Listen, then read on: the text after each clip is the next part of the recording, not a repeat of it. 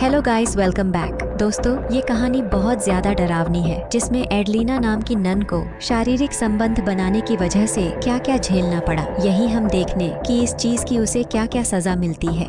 कहानी की शुरुआत रोमानिया में 2004 से होती है, एक सीनरी को दिखाते हुए। लेकिन तभी हमें एक लड़की की चीखने की आवाज सुनाई देती है, जिसे एक चर्च के गुप्त जगह में क्रॉस पर लेटाकर ले जाया जा रहा था। साथ में एक फादर और 4 नन भी हैं। इस लड़की का नाम है एडेलिना, जिसको एक डीमन ने पसेज कर लिया है। लेकिन कब और कैसे, ये हमें कहानी में पता चलेगा। फिलहाल एडेलिना को हॉस्पिटल ले जाते टाइम उसकी मौत हो जाती है, और इसका कारण बताया जाता है कि उसकी बॉडी में एड्रोलाइन की मात्रा काफी ज्यादा हो गई थी, जो उसको एम्बुलेंस में ले जाते वक्त दी गई थी, ऐसा डॉक्टर्स का कहना था। लेकिन वो लोग खुद हैरान हो गए थे, क्योंकि उसकी एग्जामिन रिपोर्ट में काफी हैरान कर देने वाली चीजें थी, जो कि डॉक्टर्स ने पहले कभी नहीं देखी थी। अब एक जर्नलिस्ट निकोल को इसके बारे में पता चलता है, और वो इस चीज से काफी कनेक्ट हो जाती है, क्योंकि उसके साथ खुद ऐसा कुछ हुआ था। अब वो अपने बॉस की परमिशन लेके सीधा फादर से मिलने जेल में जाती है। यहाँ उसे फादर बताते हैं कि एडेलिना ने किसी के साथ शारीरिक संबंध बनाया था, जिसके गिल्ट में उस डेविल ने उसे पासेस कर लिया।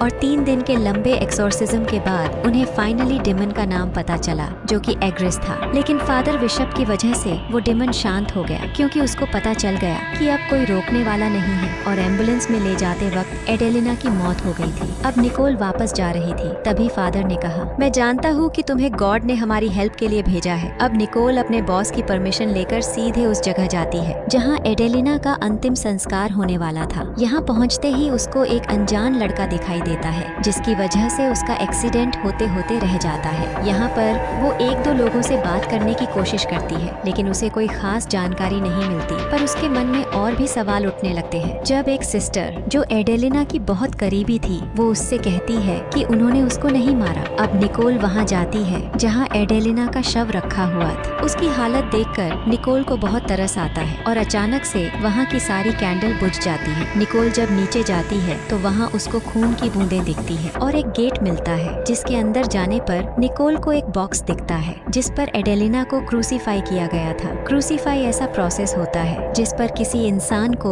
एक क्रॉस पर रख के उसे मरने के लिए छोड़ देते हैं। लेकिन इस कहानी में एडेलिना को क्रूसीफाई नहीं किया गया था, बस उसको उससे बांधा गया था, और बाद में लोगों ने उसका गलत मतलब निकाला। एक्चुअल में उसके साथ एक्सोर्सिज्म किया जाने वाला था, लेकिन उसको बीच में रोक दिया गया था। वहाँ पर वो कुछ फोटोज लेती है, मगर पीछे से फादर बिशप आकर उसको रोक देते हैं और बाहर निकाल देते हैं। निकोल वहाँ से निकलकर सीधे होटल बेला में रुकने ले ली जाती है। उसे यहाँ पर उसको एक विलेज के रिचुअल के बारे में पता लगता है कि जब भी कोई नन पसेज होकर यहाँ मर जाती है, तो गांव के कुछ लोग मास्क पहनकर उसका हार्ट निकाल लेते हैं और उसको जलाकर उसकी राख पीते हैं, ताकि किसी और के साथ ऐसा ना हो पाए। लेकिन होटल का मालिक कहता है कि ये बस कहानियां हैं। अब निकोल की मुलाकात फादर एंटोन से होती है। अब निकोल फादर एंटोन से कुछ सवाल करती है, और उसे फ्यूनल में आए हुए 2 लोगों के बारे में पता चलता है, जो कि सिस्टर वादुआ और एडेलिना का भाई स्टीफन थे। और फादर बोलते हैं कि ज्यादा जानकारी के लिए आप फादर बिशप से मिलिए। अब फादर बिशप से मिलने के बाद निकोल को पता लगता है कि जब से एडेलिना बाहर देश से होकर आई थी, उसकी दिमागी हालत ठीक नहीं थी। मगर ये सब सुनने के बाद उसे ये लगता है कि फादर ने ही उसका मर्डर किया है। अब वो इसका सबूत हासिल करने के लिए दोबारा मोनेस्ट्री में जाती है, और वहाँ उसे एडेलिना के नाखून और जो स्ट्रगल्स उसने वहाँ झेले थे, उसका एहसास होता है। लेकिन तभी उसे वहाँ वही लड़का मिलता है जो शुरुआत में उसने एक्सीडेंट के टाइम पर देखा था। ये देखकर वो बहुत डर जाती है और मोनेस्ट्री से बाहर चली जाती है। तभी वो लड़का एक होली स्कोप पर जीजस क्रॉस जैसा साइन बनाता है। अब वापस आने पर फादर एंटोन निकोल को देखते हैं। तभी वो दोनों आपस में कुछ बातें करते हैं, और एंटोन बताते हैं कि एक्सोर्सिज्म की कुछ स्टेजेस होती है। जैसे कि पहली स्टेज होती है प्रेजेंट खाना पीना खिलाया जाता है, क्योंकि डीमन कौन है ये जानना बहुत जरूरी है। दूसरा है ब्रेक पॉइंट, जिसमें आसपास में ऑर्डर और हेलोसिनेशन होता है। तीसरा होता है क्लेस, जिसमें डायरेक्ट डिमन से लड़ाई होती है। भगवान की। अब या तो वो डिमन इंसानी शरीर में ही रह जाएगा या फिर वो सीधा नर्क में जाएगा। आखिर स्टेज होती है एक्सपेल्शन, जिसमें डिमन का नाम जानकर उसको वापस हेल में भेज दिया जाता है। लेकिन एडेलिना के केस में वो पूरा नहीं हुआ, इसलिए डिमन किसी और को भी अपना शिकार बना सकता था, क्योंकि डीमंस के लिए इंसानी शरीर एक वेसल जैसा होता है और इस मेथड ट्रांसपेरेंस कहते थे। अक्सर कमजोर लोगों को ये शिकार बनाते हैं और खुद का गुस्सा और ब्लैक सोल बाहर निकालते हैं। एडेलिना के साथ वही हुआ था।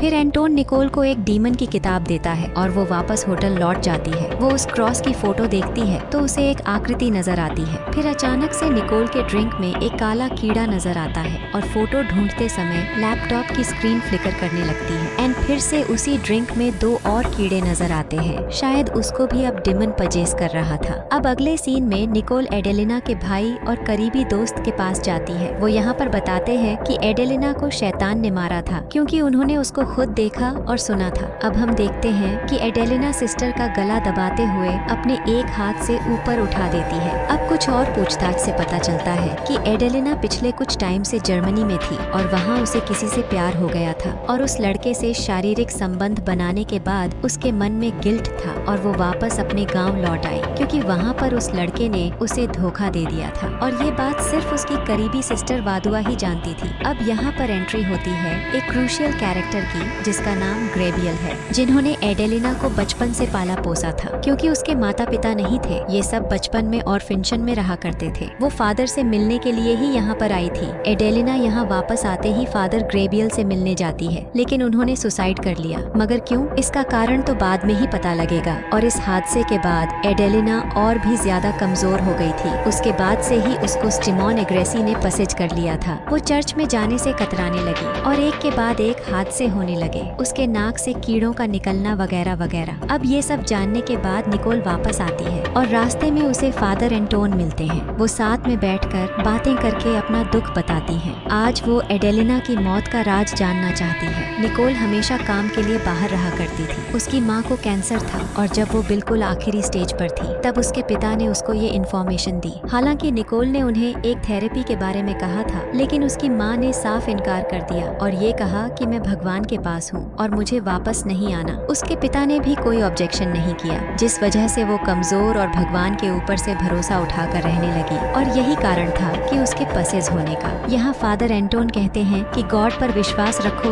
वही तुमको बचाएंगे, नहीं तो बहुत समस्या आने वाली है। और उसी वक्त वहाँ पर वो बच्चा जो शुरुआत में दिखाया गया था, एक अजीब सा मास्क पहने निकोल के कान में कुछ फुसफुसाता है और वो होटल के मालिक से कहती है कि उसने कुछ कहा है बार बार, इसका मतलब क्या होता है। वो बताता है कि इसका मतलब है she is watching you. Hotel का मालिक कहता है लेकिन ये तो नामुमकिन है क्योंकि ये बिना जीभ के पैदा हुआ था, ये तो बोल ही नहीं सकता। ये बहुत अजीब मोमेंट है। और यहाँ पर अब निकोल भी पजेस होने लगी थी। निकोल को फादर एंटोन से प्यार हो गया था तो बस वो उनके साथ शारीरिक संबंध बनाने की सोचती थी, या फिर वो डीमन उसको ऐसा फील करवा रहा था जिससे उसे अजीब से विजन आते हैं। उसके बाद वो उस लड़के के घर जाती है और उसका डॉग उसकी गाड़ी के ऊपर हमला कर देता है और तेज बारिश में वो वापस आ जाती है। फिर उसे सिस्टर वादुआ से कुछ और बातें पता चलती है कि कैसे उसके प्राइवेट पार्ट्स में कीड़े आ गए थे और डीमन उसे अपनी प्रेजेंस फील करवा रहा था। उसके बाद एडेलिना की दिमागी हालत के बारे में भी कुछ बातें जुड़ी हुई थी। अब इस हादसे की वजह से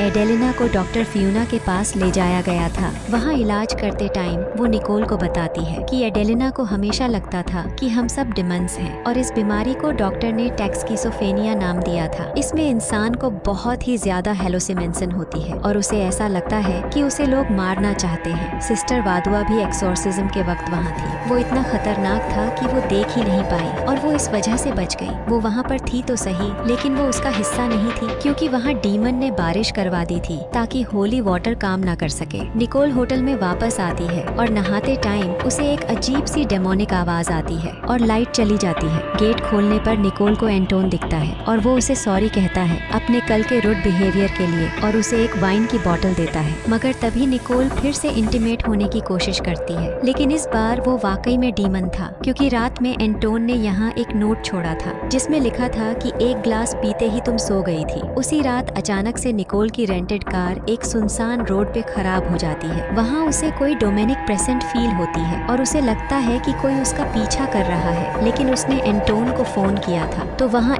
एंटोन आ जाता है और अब निकोल चर्च में रुकती है। अगली सुबह वो जाने लगती है, ये कहकर कि मैं अब और रुकना यहाँ नहीं चाहती। जाते टाइम उसको सूरज से आती हुई किरणें दिखती है। अब ये किरणें माना जाता है कि भगवान की उंगलियां हैं और वो वहाँ पर रुकती है और फादर ग्रेबियल की कब्र के पास जाती है। फादर ग्रेबियल की मौत भी उसकी माँ की मौत की डेट से मिलती जुलती थी। अब उसको समझ आता है कि ग्रेबियल ने सुसाइड क्यों किया था और ये सब कुछ कैसे शुरू हुआ। अब वो चर्च में वापस जाती है जहाँ फादर गैब्रियल ने सुसाइड किया था और सिस्टर से पूछती है कि आखिरी एक्सोर्सिज्म फादर ने किस पर किया था। वहाँ पर बुक के अंदर देखने पर नाम निकल कर आता है और ये वही बच्चा है जो बोल नहीं सकता और वो बच्चा अपने पिता के लिए फादर को बुलाकर लाया था। ऐसा निकोल को उसके पिता से बात करने पर पता चलता है कि वो अपने बच्चे को मारने ही वाला था उस डेविल की पसेज में, लेकिन फादर ने मुझे बचा लिया और मेरा बेटा बहुत खास है। उसका भगवान के साथ काफी स्ट्रॉन्ग कनेक्शन है क्योंकि वो बोल नहीं सकता और सारे एविल से दूर है। डेविल ने मुझे ये कहा कि अगर मैं चर्च गया तो वो रास्ते में मुझे मार देगा, इसलिए मेरा बेटा चर्च जाकर फादर को लेकर आया था।